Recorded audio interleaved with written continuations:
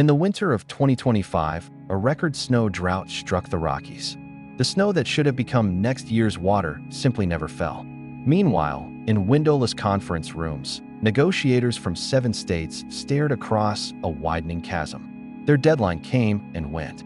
Then another. The agreement governing the lifeblood of 40 million people has expired, and they're no closer to a deal than a century ago. This is the story of a legal time bomb planted in 1922, 2 massive reservoirs disappearing, and cuts that aren't a warning. They're a mathematical certainty. November 1922, Santa Fe. Inside the Palace of the Governors, 7 men in dark suits lean over a table. Outside, the Colorado River surges, inexhaustible, or so they thought. They signed the Colorado River Compact, splitting the water at Leaf Ferry, 7.5 million acre-feet a year for the upper basin, 7.5 for the lower, 15 million total. But they based that number on some of the wettest years on record. In reality, the river has almost never consistently delivered that much. And buried in the fine print was a fatal flaw, a contradiction that would fester for a century. The lower basin reads it as a delivery obligation, 75 million acre-feet guaranteed from upstream every 10 years. The upper basin reads it as a non-depletion obligation, a limit on their own use, not a promise to send water downstream. That semantic rift is a legal time bomb, and it's still ticking. A century of drought, growth, and legal brawls later, and we're still arguing over what those 7 guys meant.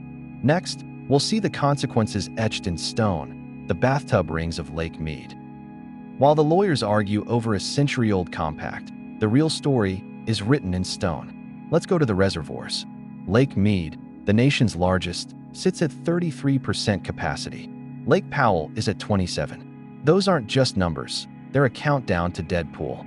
Dead pool is the level where water can't even flow through the dam's intake pipes. No water downstream means no hydropower for millions, and no drinking water for Las Vegas, Phoenix, or Los Angeles. The scale of the loss is staggering. Over 20 years, the basin has lost 27.8 million acre-feet of groundwater, and the projected inflow for 2026 is just 33% of average. Dr. Brad Udall, a leading water and climate scientist, put it bluntly, there needs to be unbelievably harsh, unprecedented cuts. Mother Nature is not going to bail us out. And the starkest evidence of this slow collapse? The white bathtub ring on the canyon walls, a chalky mineral line growing wider every year, like a countdown timer carved into the rock. But when there's not enough water, who gets cut off first? That's a hierarchy of thirst, and it's brutal. So here's the question that keeps water managers up at night. When the river shrinks, who gets cut first? The answer lies in a brutal legal hierarchy dating back to the 1922 Compact. First in time, first in right. The older your claim, the more protected you are. California holds the most senior rights, 4.4 million acre-feet per year. Arizona, by contrast, relies on 2.8 million acre-feet, much of it junior. Under the federal government's new plan, those lower basin supplies could be slashed by up to 40%. But there's a wild card: 30 federally recognized tribal nations, excluded from the original 1922 Compact, who now hold some of the most senior water rights on paper, rights they are racing to settle in Congress before the post-2026 rules lock in. As water law expert Rhett Larson warns, a deadline without a consequence is just a date. It's a hierarchy of thirst, a fragile pyramid where farmers, cities, and tribes occupy contested levels, and the cracks are starting to show. In June 2025, Arizona threw a philosophical hand grenade into the talks. Their actual flows proposal tossed aside a century of fixed allocations and said, let's base cuts on what the river actually provides each year. It was, for a moment, a glimmer of hope, a clean blueprint that finally acknowledged hydrologic reality. But hope is a fragile thing in this basin. The upper states saw the plan as the perfect weapon to finally force the lower basin to share the pain. The lower states saw it as an attempt to shred their guaranteed supply. The proposal was both radical and obvious, and it is failing. Then the uninvited negotiator arrived, the winter of 2025 to 2026. Record warm temperatures, record low snowpack. The Rockies stood bare, the frozen reservoir empty. Actual flow forecasts plummeted, making Arizona's argument with terrifying speed.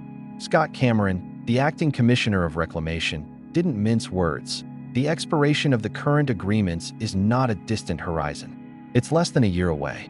The glimmer of hope is now flickering against a mountain landscape that has no snow left to give. With negotiations stalled past the February 2026 federal deadline, two paths remain. One leads to a unilateral federal plan, imposing up to 40% cuts on the lower basin states. The other is litigation, a legal battle that could grind through the courts for years, all the way to the Supreme Court. At stake is a definitive ruling on the century-old question the compact's authors left unresolved. Is it a delivery obligation or a non-depletion obligation? It's not just a legal riddle. 5.5 million acres of irrigated farmland, the winter vegetables that feed the entire country, and cities of millions all hang in the balance, waiting for a decision from 9 justices or 1 federal bureaucrat. As Dr. Brad Udall warned, there needs to be unbelievably harsh, unprecedented cuts. Mother Nature is not going to bail us out.